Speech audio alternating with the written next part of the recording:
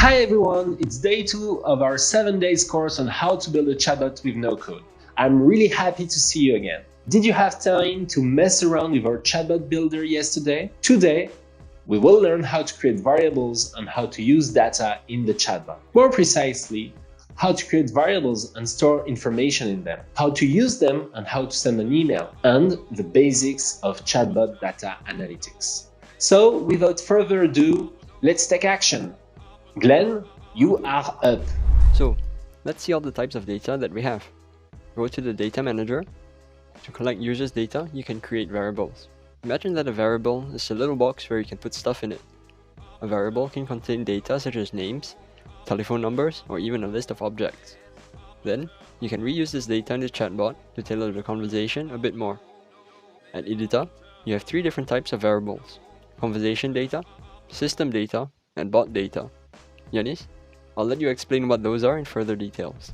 So, to be clear, conversation data are unique to each user.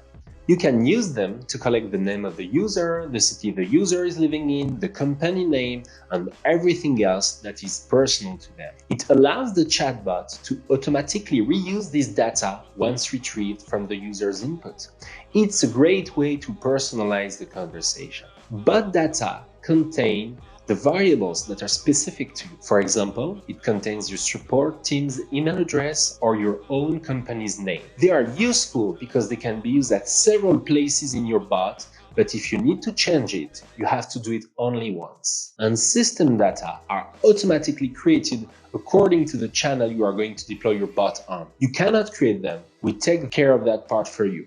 For instance, your Facebook profile information is set up as system data. For each data, you have to specify the scope, whether it's conversational data or bot data. And its type. It can be text, number, boolean, a list, or an object. For each one, you can specify an initial value or leave it empty for now and fill it on later. It's important to choose the right type for each data because you can use the information later on to avoid mistakes. For example, let's say you want to collect somebody's age. It's better to be sure that the data collected is indeed a number. Now that you have a rough idea of what variables and data are, Glenn, I will let you continue. Remember how we asked for Tanuki's name before? We have to save the information in a variable, so click on Add a Data. It will be in text format and in the conversation scope. Give your bubble a recognizable name so you can find it easily later on. We're going to call it Tanuki name, since it will gather the Tanuki's name. Validate, and now we've just added new data. Congrats! Now, once we ask for the Tanuki's name, you want to use it in the conversation to sound friendlier. So let's go back to the addition part and let's create a new text bubble named Tanuki coming. In this bubble, we will tell the Tanuki to wait a little bit while Mr. Nuki is coming to chat with them. Select the variable you just created, Tanuki name. When your bot is live, it will use the Tanuki's name in the conversation. Now, let's link bubbles together to create the conversation flow. Go back to the Tanuki's name bubble. We're going to save the Tanuki's name in our database and link this bubble to the new one we just created. So click user says something, then on the toggle button, and select the Tanuki name data and choose to link the Nuki is coming bubble. Hit validate.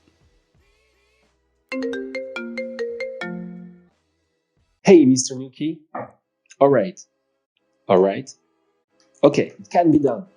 So I just had Mr. Nuki on the phone and he has a special request. He wants to make his wife happy. So when it's her that's talking to the bot, he wishes to send her a customized message instead. So Glenn, you have to detect Nuki's wife's name and redirect her to a special bubble. Her name is Tanu.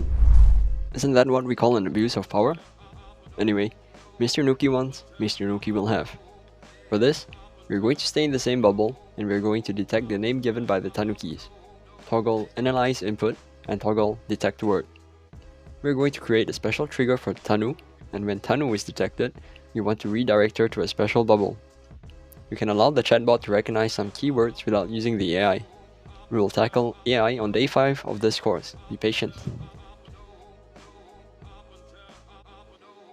So, let's ask for the Tanuki's name first. Then, if the value is Tanu, we will go to the special message bubble, for example. In this bubble, you can write a custom love message for her, like this: "My lovely Tanu, I'll call you soon, XOXO.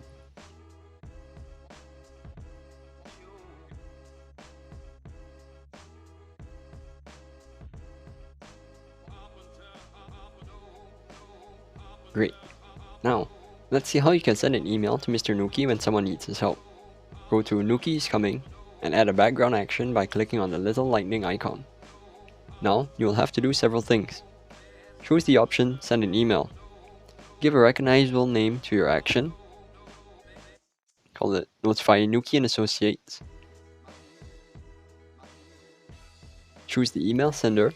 Tanuki's main domain email address is tanuki@nuki.ki, and the recipient, Mr. Nuki and assistant, nuki@nuki.ki and nunu@nuki.ki. Add a subject for your email, and add the body's content. You can use the Tanuki name variable to notify Mr. Nuki when someone wants his help. And that's it for today. I'll let you get back to Yanis. Let's recap what we learned today. We saw what are data and how to create them, how to use those data in the conversation, then how to analyze upcoming data to build conversation flow, and how to send an email as a background action. I hope you enjoy learning new actions on our platform. Don't forget to contact us if you need information on 7 days course at ibeta.io. Tomorrow, we will focus on publishing our chatbots. So see you tomorrow for our next course.